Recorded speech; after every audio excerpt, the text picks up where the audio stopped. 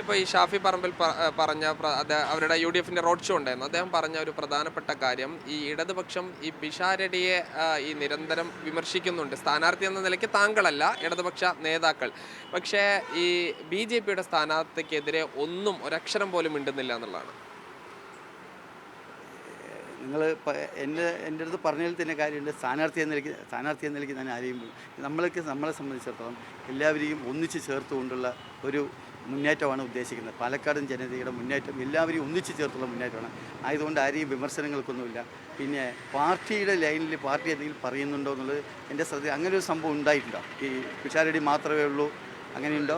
സുരേന്ദ്രനെതിരെ കാര്യമായിട്ടൊന്നും പറഞ്ഞിട്ടില്ല. ഈ ഡീൽ എന്നുള്ള ആരോപണമൊക്കെ ഉണ്ടാക്കിയത് ഐക്യമുന്നണിയാണല്ലോ. ചിലപ്പോൾ അതുകൊണ്ടായിരിക്കും ചിലപ്പോൾ അവരെ കൂടുതൽ ആക്രമിക്കുന്നതായിരിക്കും. അല്ലാതെ വേറെ മറ്റുള്ളവരൊന്നും പറയാത്തത് കൊണ്ട് പിന്നെ അവരെ അത്രയ്ക്ക് ആക്രമിക്കാത്തതായിരിക്കും. പാലക്കാട് മണ്ഡലത്തിലെ LDF സ്ഥാനാർത്ഥി NMR റസാഖാണ് എന്നോടൊപ്പം ഉള്ളത്. ഇനിയിപ്പോൾ ഏതാണ്ട് വിരലിലെണ്ണാവുന്ന ദിവസത്തിലേക്ക് എത്തിയിരിക്കുന്നു. അപ്പോൾ അവസാന ലാപ്പിൽ എങ്ങനെയാണ്?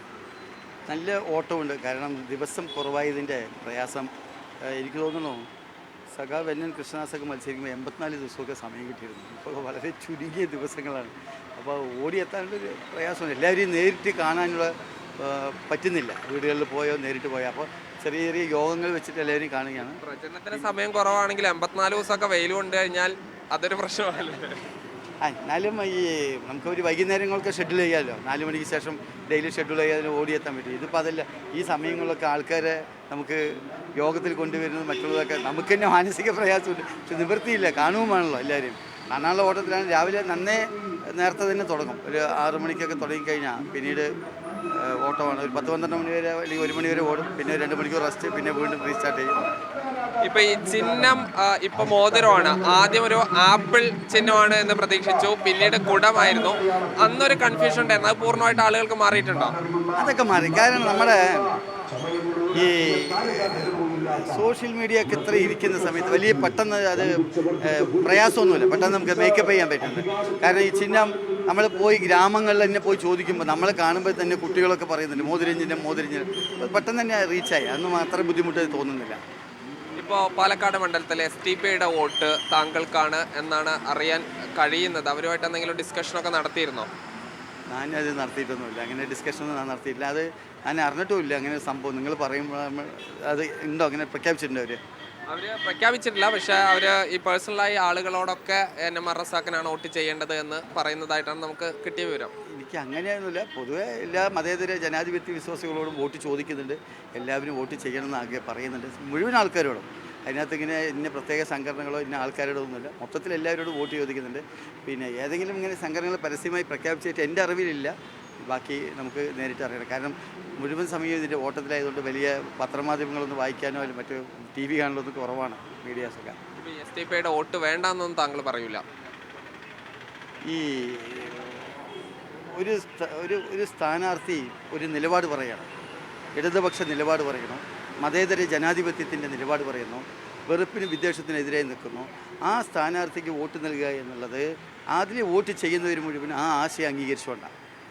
അതിനകത്ത് ആര് ചെയ്താലും എക്സോർവൈ ആര് ചെയ്താലും ഈ സ്ഥാനാർത്ഥി പ്രഖ്യാപിക്കുന്ന നിലപാടിനോട് യോജിക്കുന്നു എന്ന് കാണിക്കുന്നതാണ്.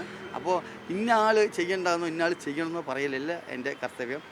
ഞാൻ വയ്ക്കുന്നൊരു നിലപാടുണ്ട്. ആ നിലപാടിനോടൊപ്പം നിൽക്കുക എന്നുള്ളത്. അപ്പോൾ സ്വാഭാവികമായും അവർ ആ നിലപാടുകാരാണ്, അല്ലെങ്കിൽ ആ നിലപാടിനോട് യോജിക്കുന്നു എന്നുള്ളതാണ് അതിനകത്ത് പറയാനുള്ളത്. ഇപ്പോൾ ഈ താങ്കളും ഇടതുപക്ഷവും ഉയർത്തുന്ന നിലപാടുകൾക്ക് അവർക്ക് അംഗീകരിക്കാൻ പറ്റുന്നതുകൊണ്ടായിരിക്കാം വോട്ട് ലഭിക്കുന്നത്.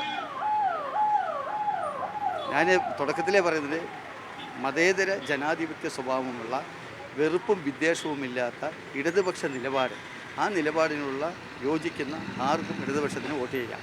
അതിനകത്ത് ഇന്ന ആൾക്ക് ചെയ്യാം ഇന്ന ആൾക്ക് ചെയ്യേണ്ടെന്നൊന്നുമില്ല.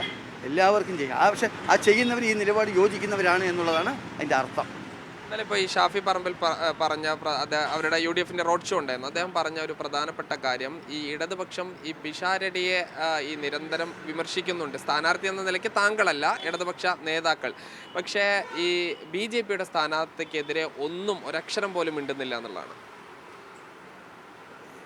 നിങ്ങൾ എൻ്റെ അടുത്ത് പറഞ്ഞതിൽ തന്നെ കാര്യമുണ്ട്. സ്ഥാനാർത്ഥി എന്ന നിലയ്ക്ക് ഞാൻ ആരെയും നമ്മളെ സംബന്ധിച്ചിടത്തോളം എല്ലാവരെയും ഒന്നിച്ച് ചേർത്തുകൊണ്ടുള്ള ഒരു മുന്നേറ്റമാണ് ഉദ്ദേശിക്കുന്നത്. പാലക്കാടൻ ജനതയുടെ മുന്നേറ്റം എല്ലാവരെയും ഒന്നിച്ചു ചേർത്തുള്ള മുന്നേറ്റമാണ്.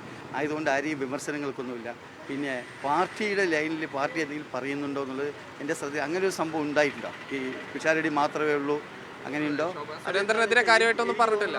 ഈ ഡീൽ എന്നുള്ള ആരോപണമൊക്കെ ഉണ്ടാക്കിയത് ഐക്യമുന്നണിയാണല്ലോ. ചിലപ്പോൾ അതുകൊണ്ടായിരിക്കും ചിലപ്പോൾ അവരെ കൂടുതൽ ആക്രമിക്കുന്നതായിരിക്കും. അല്ലാതെ വേറെ മറ്റുള്ളവരൊന്നും പറയാത്തത് കൊണ്ട് പിന്നെ അവരെ അത്രയ്ക്ക് ആക്രമിക്കാത്തതായിരിക്കും. ഇവരാണ് ഡീൽ എന്നുള്ള ആരോപണങ്ങളൊക്കെ കൊണ്ട് അത് പ്രതിപക്ഷ നേതാവും അഖിലേന്ത്യാ ജനറൽ സെക്രട്ടറിയും സംഘടനാ സെക്രട്ടറിയും ഒക്കെ പറഞ്ഞപ്പോൾ അതിൻ്റെ വ്യാപ്തി വലുതാണല്ലോ. അതുകൊണ്ടായിരിക്കും ഈ ഒരു എന്താ പറയുക, നമ്മുടെ ജില്ലാ നേതൃത്വം അങ്ങനെ പറഞ്ഞത്. ഈ സംസ്ഥാന നേതൃത്വം പറഞ്ഞിട്ടുണ്ടോ? അങ്ങനെയുണ്ടോ? സംസ്ഥാന നേതാക്കളൊക്കെ അതുകൊണ്ടായിരിക്കും അപ്പോൾ പ്രതിരോധം തീർക്കണമല്ലോ, അതുവേണ്ടി പറയുന്നതായിരിക്കും. അല്ല, ഇപ്പൊ ഈ കഴിഞ്ഞ തവണ സരിൻ ഈ സ്വതന്ത്രനായി മത്സരിച്ചു. ഇപ്പൊ അദ്ദേഹം പാർട്ടി മെമ്പറായി മാറി. ഈ താങ്കളും ഇതിന് കഴിഞ്ഞാൽ ഇലക്ഷന് ജയിച്ചാലും തോറ്റാലും ഇപ്പോൾ ഒരു CPM മെമ്പറായി മാറും. ഇടതുപക്ഷ നിലപാട് കൊണ്ട് ഇരിക്കുന്നതിന് മെമ്പറാവണമെന്നോ മെമ്പർ ആവണ്ടെന്നൊന്നും നമുക്ക്, ഇടതുപക്ഷം എന്ന് പറയുന്നത് നമ്മുടെ മനസ്സിനകത്തുണ്ടാവുന്ന ഒരു കാഴ്ചപ്പാടാണ്. അത് ഇനി മെമ്പർഷിപ്പും അതൊന്നും വേണമെന്നോ വേണ്ടെന്നൊന്നും എവിടെയും പറയുന്നില്ല. നമുക്കൊരു ലോകത്താകമാനം ഒരു ഇടതുപക്ഷ നിലപാടുള്ള ഒരിതുണ്ട്. അതിൽ ഉൾപ്പെടുന്ന ഒരു സംഭവമാണ്. എനിക്ക് തോന്നുന്നു വലിയൊരു വിഭാഗം ഇടതുപക്ഷ മനസ്സുള്ളവരാണ്. നിങ്ങളടക്കമുള്ള ആൾക്കാർക്ക് ഒരു ഇടതുപക്ഷ മനസ്സ് എല്ലാ കാലത്തും കാണും. ഇടതുപക്ഷ മനസ്സ് എന്ന് പറയുന്നത് നമ്മളുടെ കാഴ്ചപ്പാടിൽ വലിയ ഒരു ലോകമാണ്. ആ ലോകത്ത് തൊഴിലാളി വർഗ പ്രസ്ഥാനങ്ങൾ അല്ലെങ്കിൽ അധസ്ഥിതർ, അരികുവൽക്കപ്പെട്ടവർ, ഇവർക്കൊക്കെ സംരക്ഷണം കൊടുക്കുക എന്നുള്ളതാണ് ലോകത്താകമാനം. അങ്ങനെ ഒരു മനസ്സായിരിക്കും കൂടുതൽ ആൾക്കാർക്ക് ഉണ്ടാവുക. അതിനകത്ത് എല്ലാവരും ആ പാർട്ടിയോ ആ പാർട്ടി മെമ്പറാണെന്നില്ല. ലോകത്താകമാനം എല്ലാ ഭാഗത്തും ഇടതുപക്ഷമുണ്ട്. എന്തായാലും ഇനി പോളിംഗ് ബൂത്തിലേക്ക് എത്താൻ ഏതാനും ദിവസങ്ങൾ മാത്രമാണ് ഉള്ളത്. ഓടി നടന്നുള്ള പ്രചരണത്തിലാണ് NMR റസാഖ് ഉൾപ്പെടെയുള്ള സ്ഥാനാർത്ഥികൾ. ഷിജു ചിറ്റൂരിനൊപ്പം സാജിദ് ഇജ്മൽ, മീഡിയ 1 പാലക്കാട്.